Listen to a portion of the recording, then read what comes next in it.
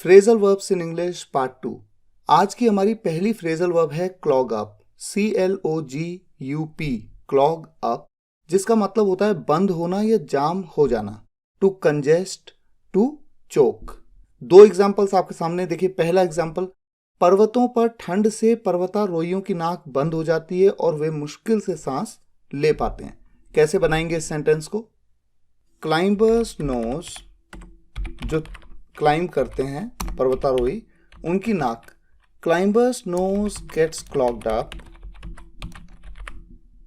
किस वजह से क्लॉग्ड अप हो जाती है? ड्यू टू कोल्ड, ठंड की वजह से। कहां पर? In the mountains. और एंड, वे मुश्किल से सांस ले पाते हैं, दे कैन हार्डली ब्रीथ। दूसरा एग्जाम्पल, पतझड़ में झड़े हुए पत्तों के कारण अक्सर नालियां जाम हो जाती हैं। नालियों को क्या कहते हैं? Drains. Drains often get clogged up. Drains often get clogged up. अक्सर नालियां जाम हो जाती हैं। क्यों? ड्यू टू, किसके कारण? Due to fallen leaves. Leaf मतलब पत्ती, एक पत्ते को लीफ कहते हैं, एक से ज्यादा को लीव्स कहते हैं। ड्यू टू फॉलन लीव्स, गिरे हुए पत्तों की वजह से, यानी गिरे हुए मतलब झड़े हुए पत्ते, झड़े हुए पत्तों की वजह से नालियां जाम हो जाती हैं। कब? पतझड़ में। तो पतझड़ के मौसम में, इन द फॉल। ठीक है, तो ये बन गया आपका पूरा sentence. Next phrasal verb blow out. Blow out का यूज दो जगह पे किया जाता है। एक मतलब होता है बुझाना, बुझाने के लिए, जैसे कि मोमबत्ती बुझा दो, दिए को बुझा दो, आग बुझा दो, इसको हम एक्सटिंग्विश भी कहते हैं। और गाल फुलाना मतलब गुस्सा हो जाना, गाल फुला देना उससे, जैसे बिल्कुल गाल फुला के बैठ गए।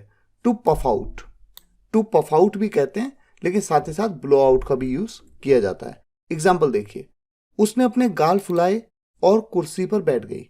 कैसे बनाएंगे सोचिए। She blew out her cheeks, उसने अपने गाल फुलाए। तो पास्ट इंडेफिनिट टेंस में, she blew out her cheeks and, और बैठ गई कुर्सी पर, sat down on the chair.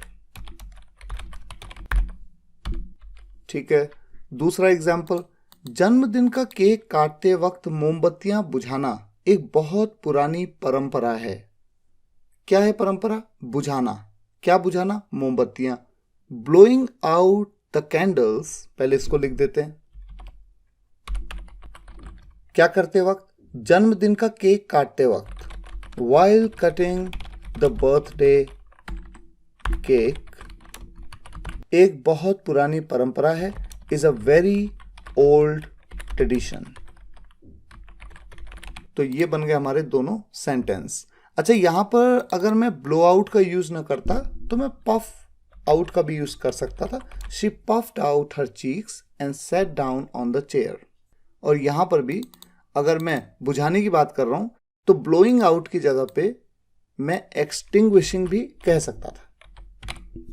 Extinguishing the candles while cutting the birthday cake is a very old tradition. तो दोनों तरीके से हम बोल सकते हैं, पर यहां पर ब्लो आउट का यूज करना आपने सीखा। ये फ्रेजल वर्ब भी काफी इंटरेस्टिंग है। कॉन इनटू, किसी से धोखे से हड़पना। टू ट्रिक समवन, ट्रिक मतलब धोखा देना। To trick someone to get money और पोजेशन, पैसा पाने के लिए, या फिर जो उस व्यक्ति के पास है, जो भी प्रॉपर्टी है, उसको पोजेस करना, उसको उसके पोजेशन से उसको छीनना एक तरह से। एग्जाम्पल देखिए, उसने धोखे से उस गरीब आदमी से उसकी जीवन भर की जमा पूंजी हड़प ली। यहां पर कॉन इनटू का यूज बहुत ही यूनिक तरीके से होता है। ये काफी एडवांस इंग्लिश है, लेकिन आपको पता होना चाहिए। ठीक है, आज एक नया फ्रेजल वर्ब आप सीखेंगे। ही कॉन्ड इनटू, देखिए, he conned into that poor man's life savings. He conned into that poor man's life savings. उस गरीब आदमी की लाइफ सेविंग्स को उसने कॉन्ड कर दिया, यानी उसने धोखे से हड़प लिया। इस तरह का सेंस है, और इनटू का यूज कॉन के बाद जरूर होता है इस सेंटेंस में। दूसरा एग्जाम्पल, आपने उसे बहला फुसलाकर उसकी संपत्ति अपने नाम कर ली, मैं आपके खिलाफ पुलिस केस करूंगा। आपने उसे बहला फुसलाकर यानी ट्रिक करके आपने उसकी संपत्ति अपने नाम कर ली। You conned into his property in your name. ये देखिए कितना इंटरेस्टिंग सेंटेंस है। You conned into his property in your name. I'll file a police case against you. I'll file a police complaint या police case against you. तो आपने देखा कितना interesting phrasal verb है। तो फिलहाल अगर आप ऑन अ डेली बेसिस एक दो फ्रेजल वर्ब या कोई भी वर्ड उसको अगर याद करते रहेंगे तो इससे आपकी वोकैबुलरी काफ़ी इंप्रूव होगी। फिलहाल आज के लिए यहीं तक। मिलते हैं नेक्स्ट वीडियो लेक्चर में। तब तक के लिए टेक केयर, गुड बाय।